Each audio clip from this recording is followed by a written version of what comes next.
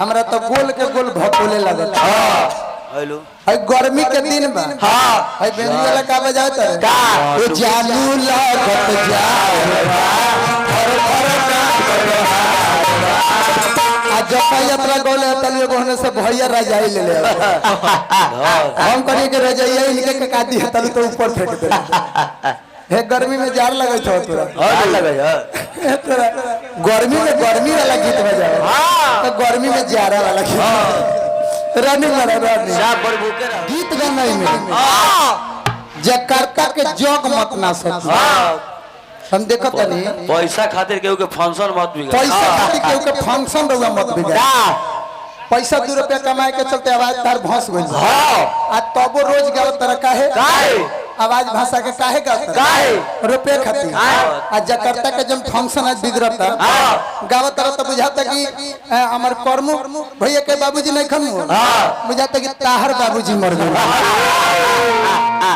ते लेखा तू गीत गने महाराज देखो हमनियो के गाते नहीं परसों रात में भोला जोरे कल रात में सिंगल आ दिन में फिर भोला जोरे परमानंदपुर फिर रात में तहरा जोरे तब उतना आवाज नहीं खे भस कि सब बुझाइबे ना करे कि हम गावत 2-4 दिन रेस्ट ले लो कह तो 2-4 हजार करे के हम दे दी सारा दे दी तोहरा के लेकिन हाथ ना एक कमाए के फिर मत रह के लोग के फंक्शन में बिगड़ बिना बाबूआ देखिए दुनिया में है जितना कुछ होता इस सब भगवान के मर्जी से होता ये तो भगवान एगो ले ले मारे कितनो वैज्ञानिक बढ़ जाए आदमी बना दी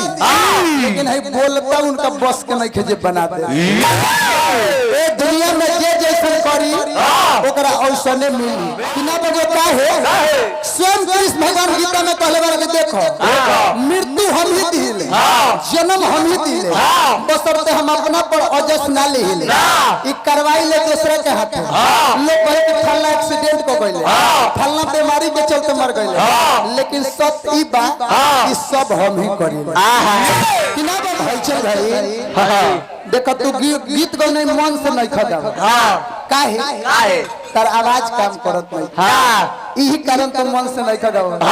अब तू जो आज काम करत रह ई त हमरा वो बात याद पड़ गई जे घर इनकर बियाह होत रहे न त इनकर बाबूजी गइले लड़की देखे आ लड़की देखे गइले जब लड़की देख लेले तो कहले कि समझी साहे लड़की तो हम देखिए लेने तनी एकरा रोहन स्वभाव के बारे में बतावल जाओ तो इनका ससुर जी कहते रहे कि देखी समझी जी लड़की के बारे में हमरा जितना कहब उतना कम बा कैसे कि हमर लड़की दम गाय के समान है तो इनकर बाबूजी हंस लगे तब तो रिश्ता फाइनल ले बा तब ने राव लड़की गाय समान है तो हमरो बेटा कम नहीं खे उहो बैल से भी से बाबूजी गाय है तू बोले है मुझे कि ना बाबू ई रिश्ता फाइनल बा गाय बैल के जोड़ी लागो ए बाबू हमारी राबरी मैया तो लोग के प्यार रही मेहरारू पति पत्नी के रिश्ता ना ये तरह ना बुझे ये तरह बुझे तनु तो ये ने आज के बाद हम उम्मीद करता नहीं ना कि फिर तू पानापुर में जीवन में ना आई कैसे ई जवन हमनी के दियारा क्षेत्र हो ए जा निर्गुण पूरी भोज सोह सब खारा धुन में होला आ तू जब मौगा धुन में जाओ तरन बाबूजी सपना भइला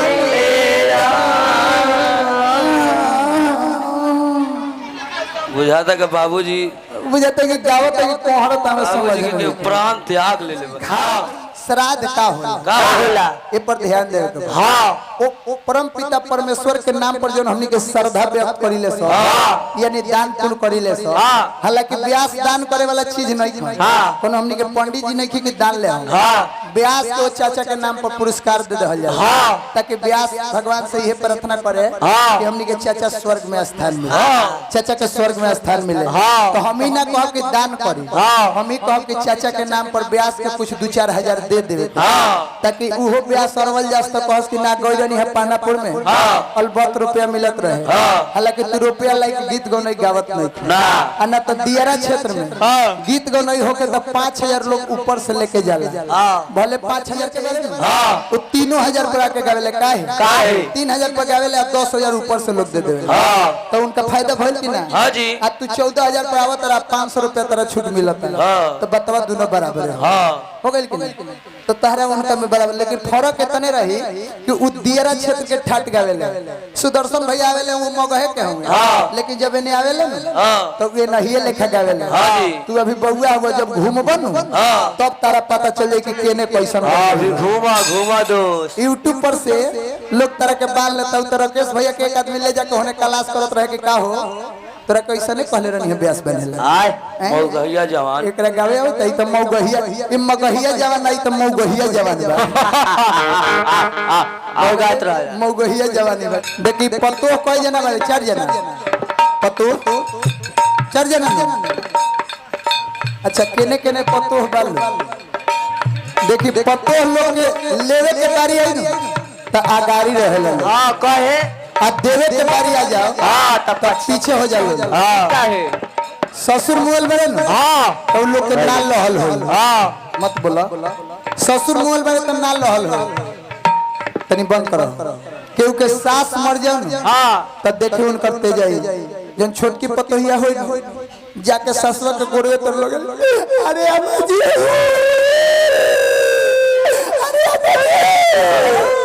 आ रोते रोते लागी गोरवा में को पहलवा खोले तले बड़की आके कह रे क्या करतरी अभी दूरे पलास बतल पाल का खोल करेगे वो कह कि एक दिन अम्मा जी के गोड़ दबत रही अम्मा जी कहली कि बहू हम मर जाए तो गोरवा में को पहलवा तू ही खोल ली है न तो हमरा आत्मा के साथी ना मिली है दादा सोची वाली हम बात पाल खोलत हम अपन सास के आत्मा के शांति दिवावत बड़की देखी कि रही तो पहलवा खोल तो छुछिए खोल के ना तो जितना पतो लेवे के फेरा में रहले हां देवे के फेरा में ना